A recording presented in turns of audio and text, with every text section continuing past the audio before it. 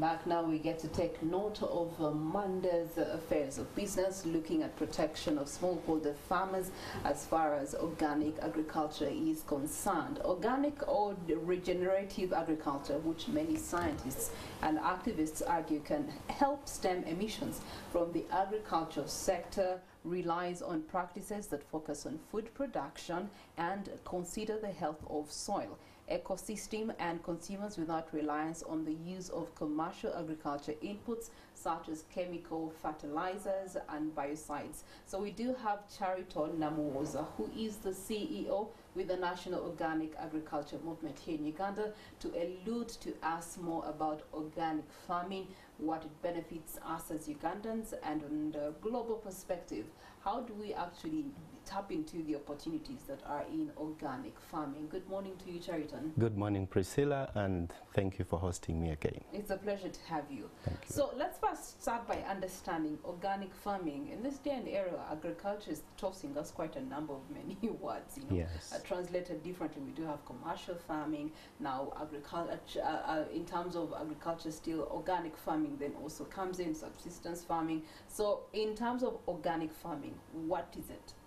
So we're talking about a production system that focuses on natural inputs. You are talking about the elimination or avoidance of the use of synthetic chemicals. We have been endowed with all the materials that we need to make inputs that are necessary for the plants to grow and give us the fruit and all the products that we need. So as organic farmers, we focus largely on using those materials that are organic in nature, natural, and we focus on 4 principles: the principle of health, the principle of ecology, the principle of fairness, and the principle of care. I'll explain briefly. The principle of health looks at your health as a human being, the health of animals, the plants, the microorganisms in the soil, and the planet as a whole. So as a farmer who is practicing organic farming, you've got to pay attention to the fact that the health of the soils cannot be separated from that of the plants that grow on the soil, and the animals and the humans that depend on the plants also have to, live in harmony with the others, but their health has to be, maintained. The principle of ecology looks at the environment, making sure that every entity within the environment depends on the other, and that there are mutual benefits. When you cut a tree that has been hosting several birds, it means those birds are going to be homeless and they're going to find somewhere to go, and they will obviously migrate to where there is another tree, and those birds have benefits the environment. They do many other things which I wouldn't want to go into, but they have a key role to play in the environment. The water, how do you take care of the water? How do you take care of the air, the pollution and all these things? As development progresses, there are many things that impact negatively on the environment. So even farming in many ways impacts on the environment. The use of synthetic chemicals which end up in our water that we drink, in the air, the climate change, these issues that you see happening and impacting negatively on the farmers that are involved in agriculture, but also those that are not in agriculture. So we've got to pay attention to this issue, and there are real issues that Ugandans need to be aware of. Another principle is the principle of care. We take care of the current generation, but also the generations that will come after us. How will your children live in an environment where you don't have trees completely? How will they live in an environment where the water is polluted, the air is polluted, and many other things? And then last but not least is the principle of fairness. We're looking at social responsibility. We're looking at taking care of the workers on the farm. We're taking care of the farmers themselves. What is their share of the sales proceeds? if I'm a trader and I'm dealing with a farmer, I have, bought their produce and I'm going to make money out of that. What is the share of the sales proceeds that I get that goes to the farmer? So fairness looks at many aspects, but also animals on the farm. How do you treat chicken, for instance? Are you going to leave them in the open, or are you going to build for them a shed? That speaks to fairness. How do you treat animals when they are sick? Do you leave them to die, or do you, maintain them in such a way that they enjoy their health? So these are the 4 principles that organic farmers focus on. Okay, the principles are health, ecology, fairness, as well as care. Now, initially it used to be organic farming back in the day, time memorial. But of course, with the whole evolution in the ecosystem due to climate change, you do have pests that come in to eat up the crops. You do have the soils that are affected by the erosion. And then you also do have products that get to be ripened very fast before they even get to the market. Yeah. And therefore, what you're calling as synthetic products were initially meant to actually help farmers to protect their yield, or to protect their crop, and then also to ensure that there's that longevity. So when it comes to organic farming, you're doing away with the synthetic products. How do you protect the crops from pests? I think. How do you protect your ripe from not going bad? Yeah, synthetics have adverse effects. They have. There's a lot of research that has been conducted to show that there are many negative effects that come with the use of synthetics, synthetic fertilizers, pesticides. And that's why you have many diseases that people cannot account for. Cancer, non-communicable diseases like diabetes, high blood pressure. And these affect even children, you can imagine.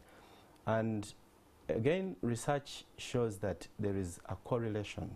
There's a strong relationship between what people eat and the health, and their health. And we have consumers globally who understand that issues of food safety and health and environment are critical. And it's because of these consumers that the global demand for organic products has been growing over the last couple of years. And right now as we talk, according to the latest statistics, the global demand for organics exceeded 130 billion US dollars. And that tells you that there is growing awareness about the benefits of organic consumption versus the effects of the synthetics. Now, if you're talking about an organic farmer in Uganda, a farmer who inherited knowledge from their forefathers, they saw their fathers using compost and organic fertilizers and all these things, and they produced enough food. So what went wrong? Yeah, but that was in an era whereby it was holistic living. You do have the animals co-living with the plants, co-living with the human beings. It's not the reality today. No, actually, the truth is that there has been a lot of misinformation. And it's because of that misinformation that we have all these problems. Because in Uganda, and by the way, Uganda is the country with the second highest number of certified farmers in the world. And we're only next to India. And when you look at India, the culture of India, and that of Uganda, there are many similarities.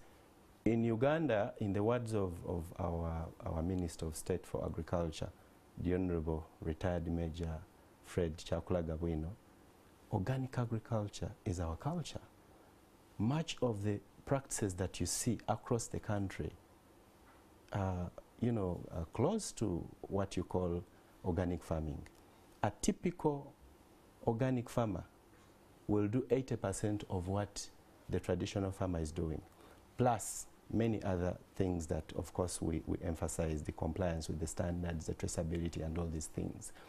So we've got to realize that this smallholder farmer has only a few challenges that we have to address. And one of them is the lack of access to organic, the genuine certified organic inputs. And yet the good news is that now we have them here. They're being manufactured here. And in fact, this week, starting today, we're having an organic exhibition at Hotel Africana, where we'll be showcasing a whole range of organic inputs, from fertilizers to pesticides that will manage your pests and diseases very, very well, fungicides that will manage fungal diseases, virucides that manage Before we go into the exhibition, yes. Let's go back to the global landscape as far as organic farming is concerned. You talked about globally. So let's talk about globally, bring it down to regional, and then for us as a country. What is our stance when it comes to organic farming landscape? Yeah, I mean, again, our position, and I would like to accentuate our position in a very detailed manner. We are the country with the second highest number of certified farmers in the world. We have... And how many farmers are those in numbers? We are talking about 400,000 plus farmers certified. Remember, 80% of our farmers in Uganda are smallholder farmers, and they're involved in traditional organic by default farming. As I said earlier, much of what you see that farmers are involved in is organic agriculture. We only need to move them an extra mile for them to qualify as certified organic farmers. Now, the agricultural land, of course, that these farmers, where their farms are located, is the largest in Africa. So our certified land is the largest in Africa. Okay. And the reason is much of what you see in Uganda involves minimal use of synthetic chemicals. And in fact, from the statistics that I came across from the Ministry of Agriculture, Uganda is the country with the least usage of synthetic chemicals in the sub-Saharan region. And that is an opportunity on the one hand, but it's a challenge on the other hand. The challenge is that the deteriorating soil fertility, the nutrition that the plants or the crops require from the soils has decreased over the years. Now, that means that if a farmer has to maximize benefits from farming, maximize yield, they've got to start now thinking about organic inputs. Inputs that add fertility to their soil.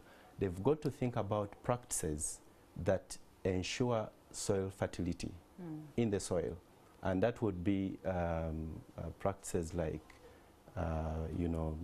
trenching, composting, practices like crop rotation, breaking down the disease cycle and the pest cycles, and making sure that the soils, the soil structure and the texture and all the properties, the physical and biological as well as chemical properties, are kept in balance. And that is done when the farmer understands what to do on their farm. Composting will help to keep the soil texture and the soil structure in place, and it will increase the water absorption capacity, because the materials in the soil hold the water, and that water is made available to the plant at the time that the plant needs it. And the nutrients in the soil, so the materials that are broken down through a process called composting are availed to the plant at the right time. And then the crop rotation will help the disease cycle to be broken. If you grow beans today, tomorrow you should grow maize or G-nuts and things like that. That helps too, because some of the pests that feed on G-nuts will not affect the maize, for instance. So these are things that the farmer needs to know. And in addition, they've got to be given access to genuine, effective and affordable organic inputs, the ones that I've highlighted. And these are going to be exhibited at Hotel Africana this week. All right. What other challenges present themselves for the 400,000 plus organic farmers we do have in Uganda? Yeah.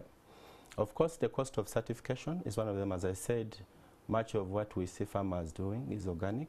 How much but is that? To put in place a traceability system to document these farmers, put them in what we call a growers list, and then check whether their practices are organic or not.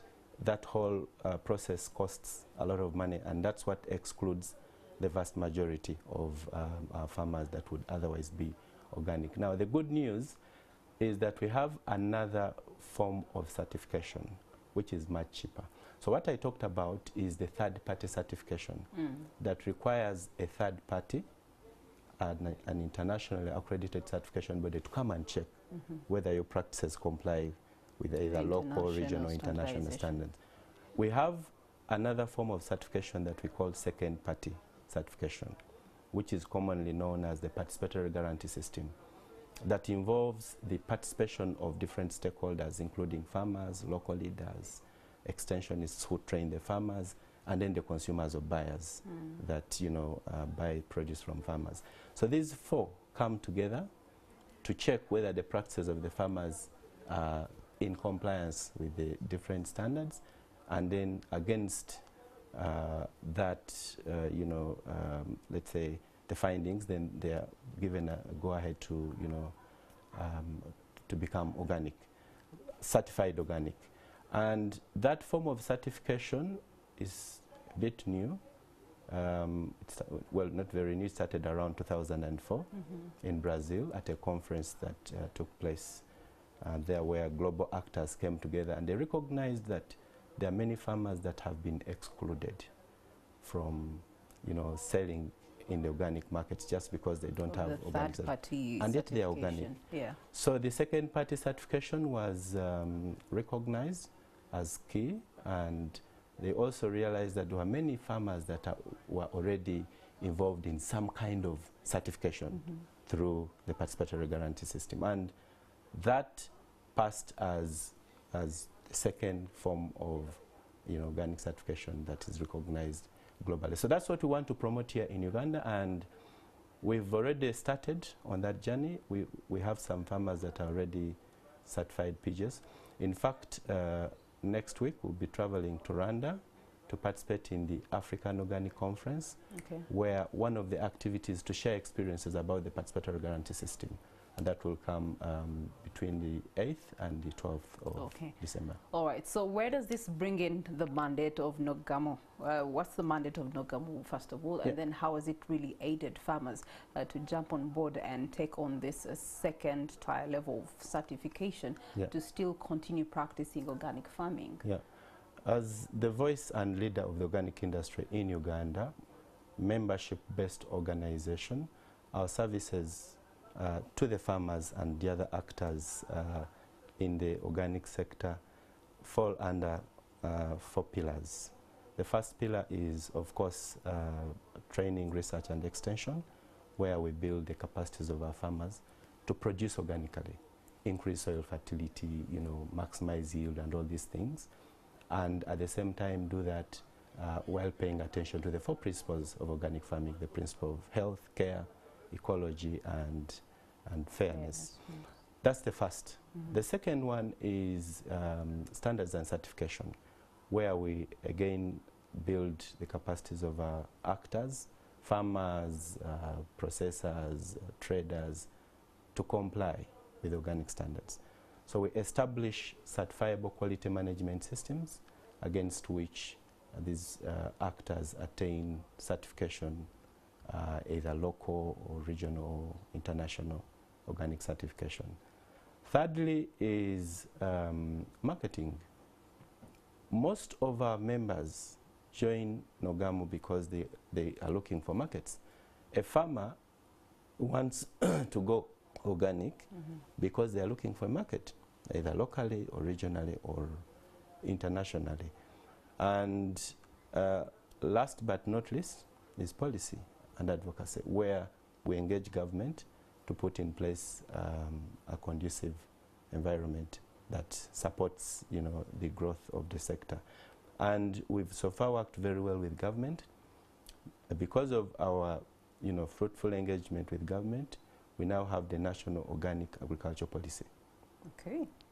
That was approved in 2019, and we are now working with government to develop a bill that will, ensure that our farmers are well protected and that their actions do not affect the others who are also involved in the agriculture sector and the other sectors, because there are many false claims.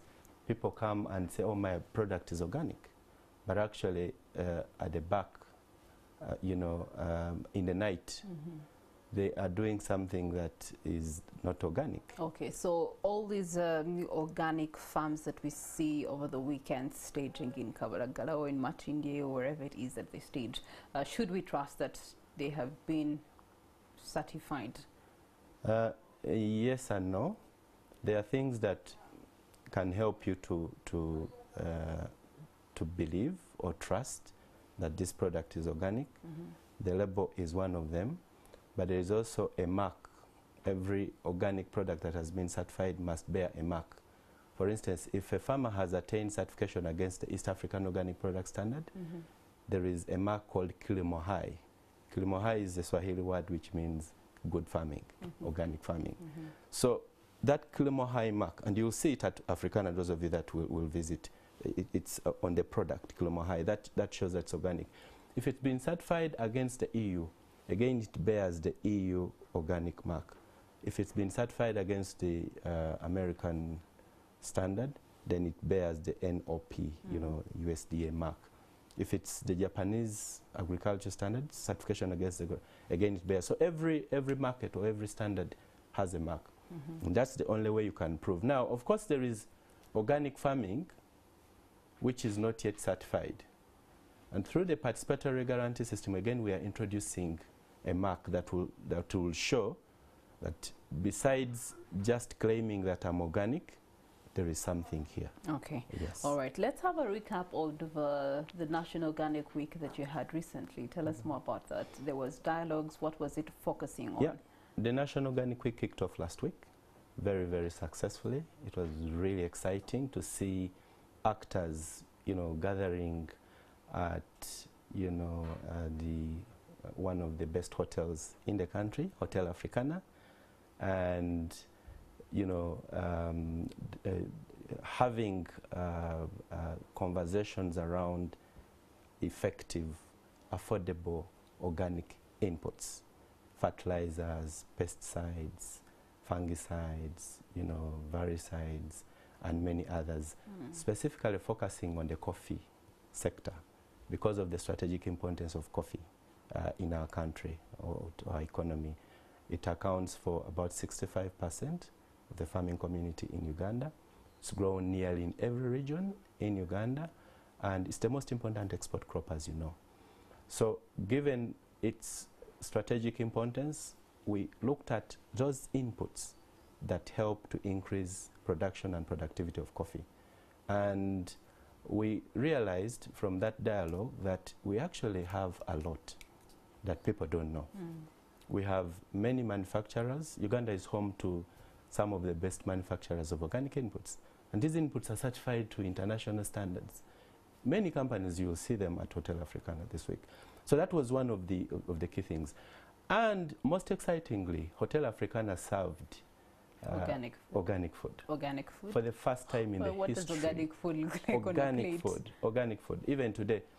So the foods that they served you throughout the week were bought straight from the organic farms? Organic farms.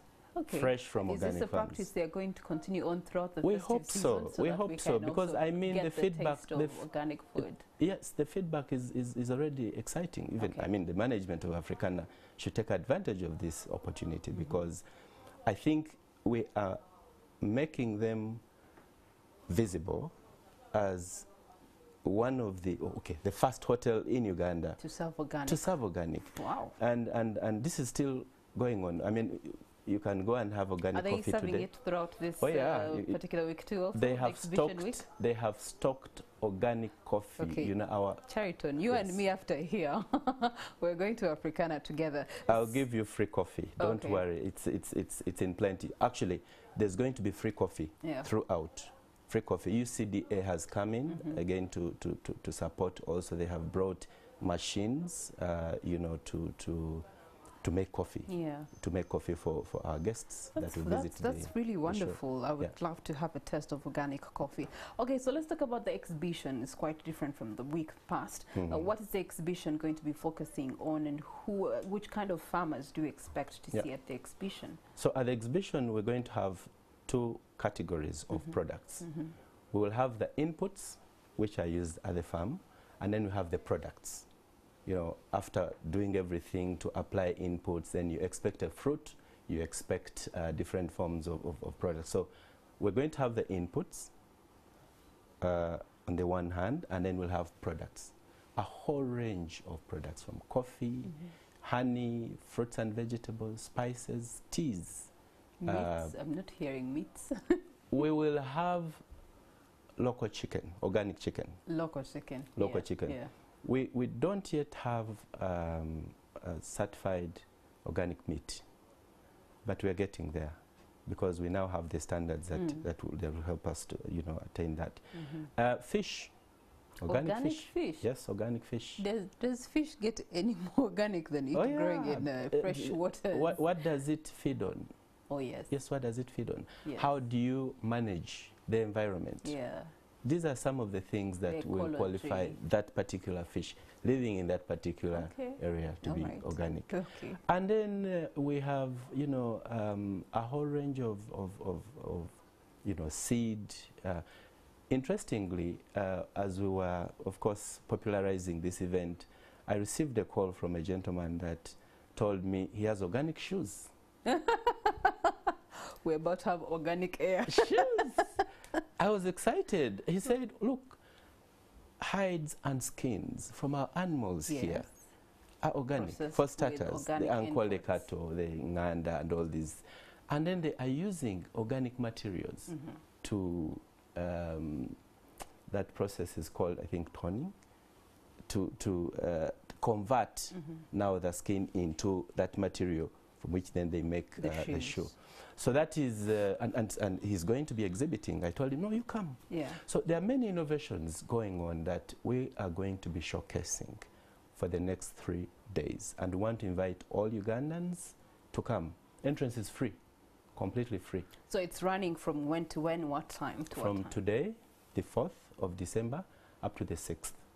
It will run every day from 8 to 5 p.m. And there'll be free coffee on the house. Free coffee, free testing, fruits and vegetables. Yeah. Come and test organic fruits and vegetables and teas and honey and, I mean, everything that you eat at home, as long as it is agriculture in nature, it has the version of organic. So if you have bunzali, you know, curry powder, there is organic powder. Okay. If you have coffee, if you Chariton, drink coffee. All this is good and very impressive, and kudos for Uganda really going this extra mileage in organic farming. But it comes at a cost. And an average Uganda currently is suffering with the economy. It comes at a cost. My current bunzali, I can get a small one for 200 shillings. That organic version will be costing me 2,000 shillings for the same grams. No, I think that is not true. And this is the reason why many people have stayed away. I'll be getting one tomato out of 2,000 shillings because it's organic versus my, 10 tomatoes in 2,000 What is shillings. interesting, we have, and I've been telling colleagues that I talk to on a daily basis, on a regular basis, we have farmers markets that run every week. When you visit those markets and you look at the prices of the tomatoes there, which are organic, where you do not find any synthetic chemical, and the prices in Nakasero or Kalere, they're not any different. And we've encouraged farmers to keep prices to match the current market prices. For starters, as we build demand, Of course, it comes with extra effort on the part of the farmers, but and that's why the discussion on affordable organic inputs becomes, you know, critical at this stage. We want to make sure that we minimize the cost of production and give you know, the best value proposition to the consumers. Okay. Organic, yeah, at a reasonable or affordable price. Okay, yeah. Let's talk about the other form of agriculture that is, you know, second leading contributor to greenhouse emissions, with industrial practices being blamed for land degradation, thus reducing the ability of the soil to actually act as a carbon sink. What is the stronghold to this, rectifying this? We obviously preach the gospel of organic farming for two reasons. You know, it addresses two aspects of climate change: the mitigation aspect and then the adaptation. So if everything fails and there is nothing a farmer can do, let his farm at least give him something. Directly for his family. Exactly. Okay. Not to lose completely. Yeah. So we are talking about adaptation. Organic agriculture can build the resilience of a farmer to adapt to climate change. But most importantly, if every farmer in Uganda went organic and they paid attention to the 4 principles of organic farming that we're talking about, then we would mitigate against the negative effects of climate change. And there are mitigation measures. You have practices on the organic farm that will guarantee that even when, let's say, there is prolonged drought, the farmer will not lose his crop completely. For instance, trenching, where if there is runoff, it is intercepted by a trench that runs across the garden, across the slope, if there is a slope. Yeah. So the water will be retained. But is there a reconsideration of that trenching? Because we're having El Nino rains. They're different from the usual rains that we receive. And so that means there's more outpour. That means that there's more the soils are taking in than necessary. And so does that trenching element then get to be revised to reconsider that so that they don't lose out on harvest? It is actually interesting because the soils are capable of taking as much water as possible. Yeah. If the trench is big enough, the water will sink through. There's groundwater. We are seated on water here, down. So it will seep through and gets down. Of course, there are other things that you can do. If you plant trees, they also help to create pores in the soil, and somehow a porous soil will absorb as much water as possible. So trenching is one of them. I told you about intercropping with leguminous trees or crops, nuts, beans, and what have you. I told you about mulching, composting. All these practices will guarantee, you know, a yield at the end of the season, whether there is prolonged drought or not. If there is too much rain, again, the practices on the farm can help to control that too much rain. So we are actually in a very good position as organic farmers to take care of these climate change issues. Yes. Okay. Yeah. All right. So, Chariton, our conversation is fast spent of time. In your closing remarks, what is the way forward for organic farming in Uganda? First of all, permit me to ask Ugandans to pay attention to the issues, the most important issues that are facing our country. We face a global crisis, and yes, in our country, where more and more people are migrating from rural areas to the urban, and there is growing demand for organic food. So as a farmer, rest assured that there is demand for your product. But what kind of food are we talking about? More and more people are demanding safe food, environmentally food that has been grown in an environmentally friendly manner. They are demanding for good, nutritious food. Mm-hmm. So all these things must define the actions that the farmer takes. Okay. Another thing that is very, very important is that as a country, we have a comparative and competitive advantage in organic agriculture. And through organic agriculture, we'll catapult our sector and our economy to greater heights. The majority of the farmers who are walking in poverty mm-hmm. will escape the trap of poverty through organic agriculture. And I want to invite you, ladies and gentlemen, to Hotel Africana, starting today up to the 6th Wednesday. You will see things that you have never seen. And I'm sure many of these, myths will be demystified at this exhibition. Thank you. That is Chariton, and we're so glad to have you, National Organic Agriculture Movement of Uganda, and of course he's spearheading the gospel according to organic farming, which should create ecology, fairness, as well as health and care for you as you consume food. Food should protect you, and you should protect the food. That's how it works. That marks the end of this conversation.